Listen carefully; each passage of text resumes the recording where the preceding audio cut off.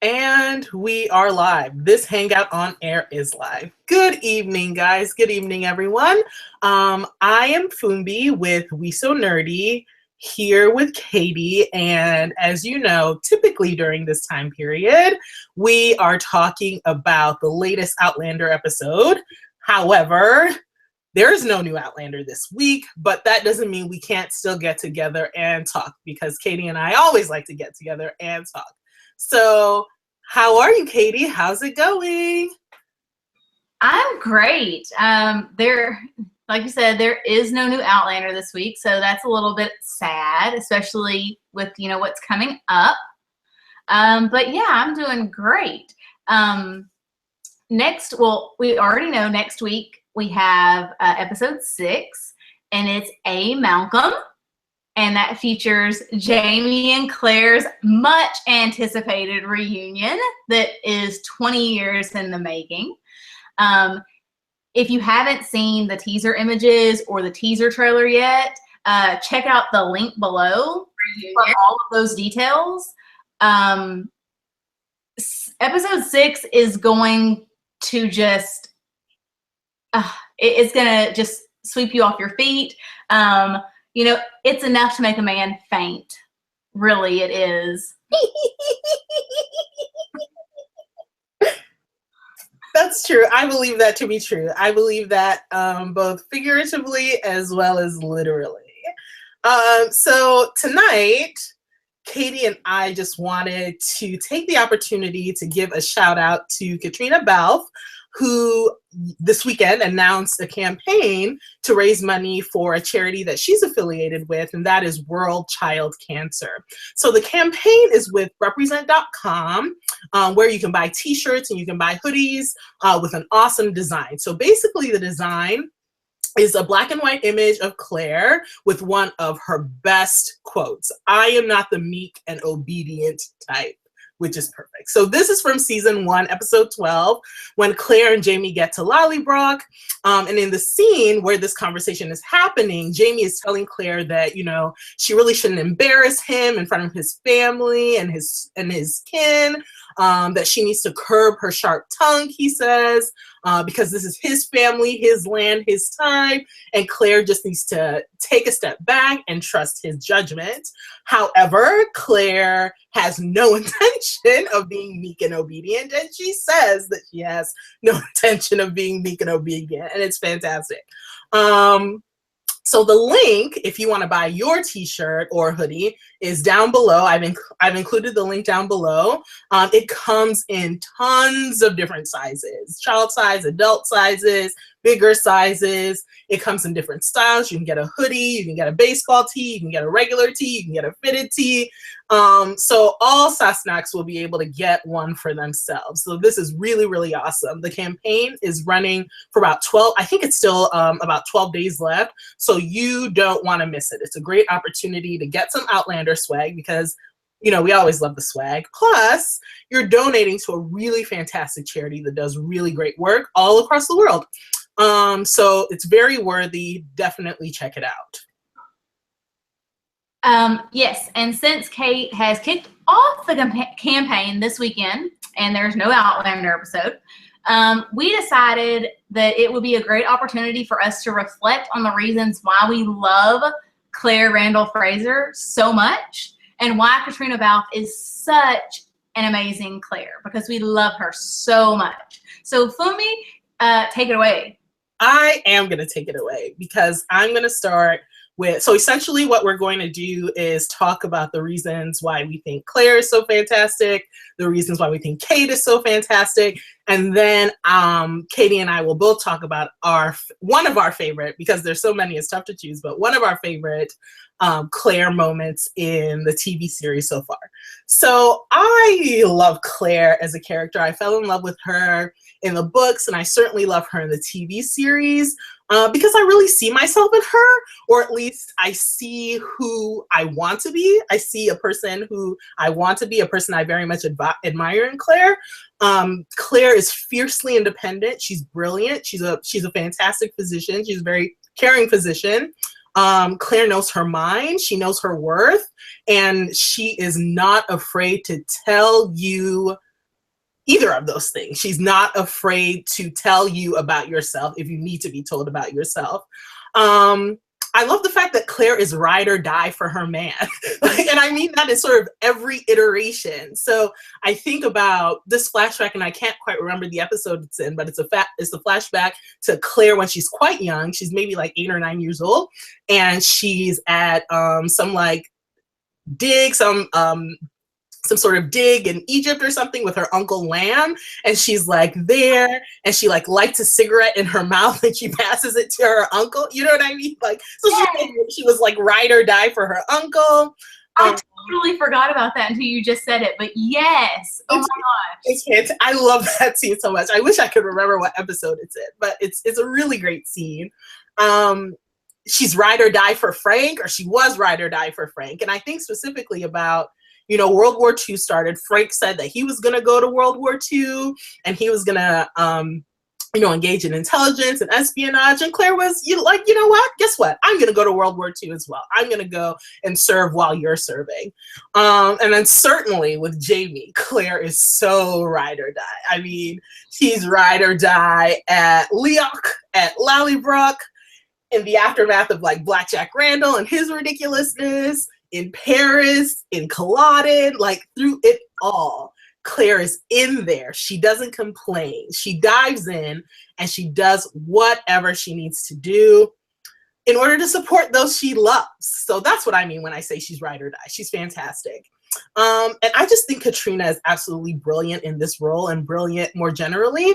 I mentioned sort of in the past that I had the chance to interview Caitriona last month at the EW event, and she spoke so eloquently and so passionately about gender equality and the consequences for public policy.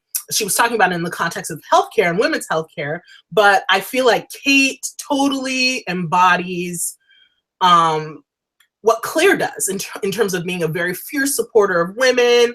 She knows her own mind. She knows the things that she wants. And she's absolutely fearless in that. So I think that's something that Kate is absolutely perfect in bringing out in terms of Claire's personality. So I think those two women are fabulous. Oh yes, I agree so much. Like, I admire Claire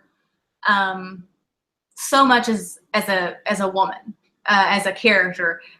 She's loyal. She is independent. But at the same time, she is not afraid to lean on someone for support when she needs it. She can be vulnerable. And it takes someone so talented to be able to balance those things out so well, to say that I can be this fierce, independent woman, but I do have this vulnerable side that allows me to, you know, need you and to love you and to feel you in my life this way. And I think that Kate is incredible at embodying that when it comes to Claire. Another thing, it's kind of like the ride or die thing.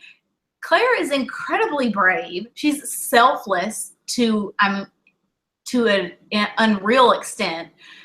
She'll do whatever it takes to protect her family. She wants to keep them safe. She wants to keep them happy, even if it means sacrificing her own happiness in the process of it. And I love the way that Caitriona steals herself. And I talked about this, I think, last week with Bree, how Bree kind of like adopted her mother's posture in that moment. And I love that Claire does that. She steals herself and she kind of changes her posture and straightens her shoulders up. And it's not that she's like just letting things go. That's Claire's way of, she's in her mind thinking of, she's wanting to throat punch you. It is. I'm sorry. No. She wants to throat punch people, especially the dean that we saw this season. Like, she wants to punch him right in the throat, but really she's imagining that happening. All the while, she is trying to figure out a better way to show you how wrong you are. And that's exactly what she does with the dean. Like, she would have gotten so much pleasure from just hitting him right in the jaw. But she's like, well, I'll prove you wrong.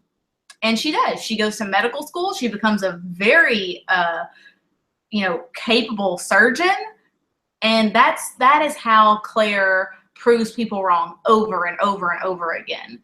And just, there's such a complexity to Claire that I think that Kate, like I said, portrays so well, that vulnerability. And she's not a one-dimensional character. She's not just this woman who's put here in a romance to play off Jamie. She has aspirations. She experiences heartbreak. She has hope for a future. And I really enjoy watching, this strong female character and her story. Yeah. I agree completely. On all of that, including the wanting to throat punch the dean. Yes. And do you think so? Harry Truman, of course, won the presidential election. I wonder if the dean sort of thinks about how wrong he was and sort of in secret thinks about Claire and sort of sees like that woman was right.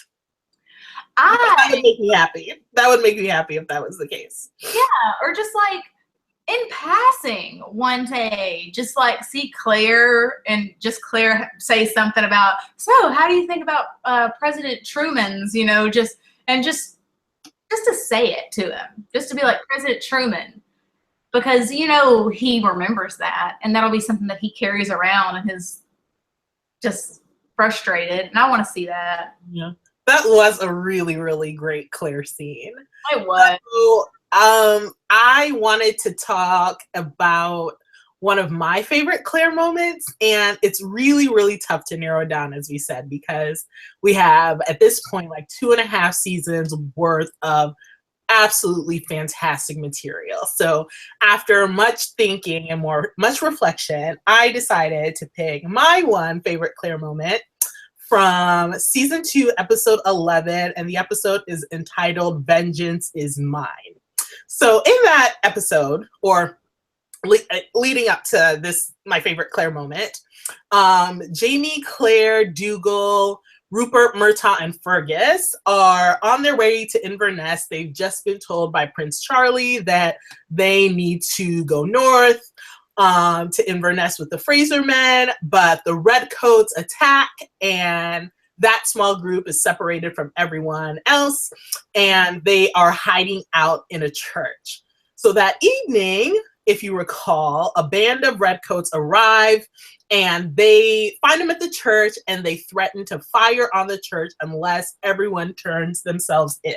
So at first, Jamie wants to give himself up because he has a bounty on his head, but Claire intervenes, and she shouts out, saying that she's a British citizen, a British subject, and that she's being held captive.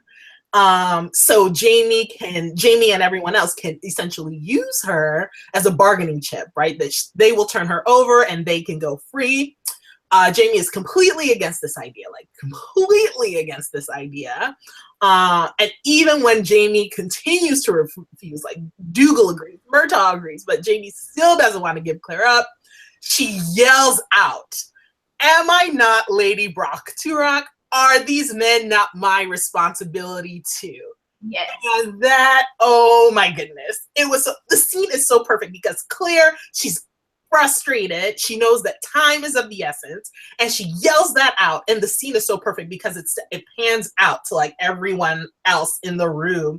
And the truth of the matter is that they are her responsibility, right? So this is Claire. This scene is quintessential Claire because she knows her mind. She knows what she believes is right, and she's willing to put herself on the line in order to save the people that she loves. And she absolutely does that in that scene. Plus, she had just finished saving Rupert's life. He was shot in the eye, and she removes the bullet from his eye, and essentially patches him up and saves his life. So I just, she's an amazing doctor and physician. She put herself on the line time and time again. And I just thought this one scene in particular really embodied all of the things that I love about Claire.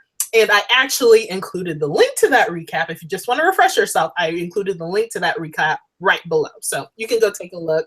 And maybe it's one of your favorite Claire moments too. Yes. And that one, I love that one because that is that the one where they like, she says, you know, I'm a British woman, and Jamie kind of grabs her and threatens her, or is that a different one? That's a different one. That's in the previous, like the previous couple episodes. That's the one where the first time that they meet Lord John Grey, and John Grey is the young man. So yeah, Claire definitely does this periodically, right? That, like, she is not afraid to use her British. Yeah. I love that about Claire. I love that too. I love that too. I love that is a good moment. I do love it when she says, "Am I not Lady Brock to Rock?" Yes, absolutely. Go. Yeah. So that's a great moment, and there are so many moments to choose from when it comes to this show, especially with Claire, because she is such a strong, wonderful character. The one that I chose is actually really odd for me because I really don't like hard, dramatic, angsty things at all. And that I don't like to have my heart broken. But I chose, and there's one moment in particular that I'm going to talk about, but for me, the episode Faith. And that's season 2, episode 7. And that is where it's Claire has miscarried, and she is dealing with the emotional response to losing her child, to seeing that Jamie is imprisoned, and she also, this is the episode where she learns about Fergus's rape, and she has to deal with all of these emotions, you know, that are going through her with these losses, because they are losses. It's the loss of Jamie, the loss of her child, and she mourns for that loss of innocence that happened with Fergus. And she, being Claire, decides, I'm getting Jamie back. And she sort of not necessarily pushes those things that are hurting her to the back, but once again, she kind of steps forward and says, I'm Lady Brock to Rock. You know, I am here, and I am going to do all the things that I need to do to make sure that my family is safe. And one of those things is that I've got to make sure that Jamie gets out of jail. And she does go see Louis, knowing what that price will probably be. Mm-hmm. Mm-hmm. And it's hurtful to watch her walk into that situation knowing what's going to happen to her. And it's sort of just overwhelming, but it does lead us to one of my favorite Claire moments, where she is faced, King Louis basically tells her that since she is the White Witch, La Dame Blanche, that she needs to identify who's practicing this dark magic and who's causing all this trouble. And we get Master Raymond, who's brought out, and Saint Germain. And I cannot stand Saint Germain at all. So to see Claire not necessarily outright condemn him, but say, you know, there's darkness in you, and kind of allude to the fact that he's that has done some really shady stuff. And then also look at Master Raymond and say, you know, there's darkness in you too, but it's not unlike the typical darkness of men. And then she throws shade at the king. She's like, all men have darkness in them, even kings. I loved that part. And that was such a wonderful experience to see Claire face this man who has put her through so much trauma, because Saint Germain is the one who poisoned her, and he does confess to it in this scene that he poisoned her, and that he was trying to hurt her. And I love to see Claire's response to that, and how Louis brings out the big snake to kind of test, you know, a final test. And she's like, no, let's just have them drink this, you know, concoction. And if one of them dies, you know, we'll know it's the truth. And she doesn't set out, I don't think, to kill either one of them. No, she doesn't. No. Yeah, not at all. Like, Claire's like, I'm going to make it to where they're both okay and all of this is done. And then you have Master Raymond, who is, well, you know, not all of us have all that good light somewhere stuck around a corner. And he just, you know, sleight of hand. And Saint Germain knows what he's drinking, and so does Claire, because that necklace, that stone she's wearing, changes color. And there's nothing that they can do, because if he doesn't drink it, he's going to die. If he does drink it, he's going to die. And so that was a really great scene. I thought that entire scene worked out so well. It was such a great scene. And then, you know, we have the aftermath with Louis and what he does. And yeah, that's the hard part too. And Claire should have taken the whole bowl of oranges. That's what I was just about to say. Like, when Claire walks out and she takes, was it an orange or a nectarine? Orange. Like, and she takes it, I agree. She should have taken that entire bowl, because she more than earned, like with a T, she earned it. More than earned it. She did. She should have taken all those oranges. And Faith is sort of like a breaking point, I think, where she gets Jamie back, and she's like, and it's like, we've lost so much here. We came here to try and stop something, but we've ended up losing so much more. Let's go home. Yeah. Let's go home. Let's just leave our losses and try this from a different angle. Yeah. No, and that's like, I always found that Dragonfly and Amber was a really devastating book to read, but in some ways Voyager was even more devastating, and I wasn't expecting that. But that's just the thing. I can't remember who told it to me, but they were like, everything that could possibly go wrong with Jamie and Claire will go wrong with Jamie and Claire, but when it's all said and done, the two of them will be alive, the two of them will be together, and the two of them will be in love. So I guess as long as we can count on those things, all the craziness around them, we can tolerate. Yes. To a certain extent. Yeah. Like, as long as I know those things, and you've told me those things.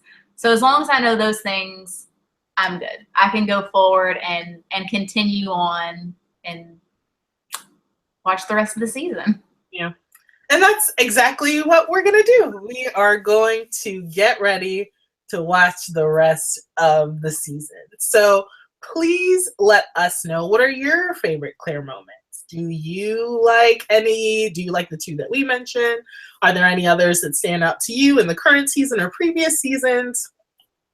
I also want to thank you guys so much for watching our weekly videos and commenting on our videos. Actually, our video review of Freedom and Whiskey crossed 1,000 views, and it's the first of our sort of We So Nerdy reviews videos to do that. So that's so amazing, and thank you. Yes. Go ahead. Sorry. No, go ahead. Thank you. Thank you too, because it's been awesome to get to share our flails and to read your comments. So thank you so much, and keep watching and commenting with us. And yeah. Keep watching. And yeah, please do keep commenting. So we will, two things. Definitely participate in Kate's Represent campaign. Again, the link is down below. And please come back to talk next week about A. Malcolm, because it's perfect. It's going to be everything that we want. The sneak peek, the teasers are also below. The link is below. So please watch, and please come back next week, where we're going to probably spend like 3.5 hours just like flailing at one another, which is fine. Katie? Anything else? No, you've got it. I mean, next week, A. Malcolm. Be prepared for epic swoons, and I can't wait to talk about it. It's going to be fantastic. You're going to love it, and it's going to be so worth the wait. And thank you guys again for watching and commenting with us. Thank you guys. Have a really good week, and we will see you back here in 7 days exactly. Thank you very much, guys.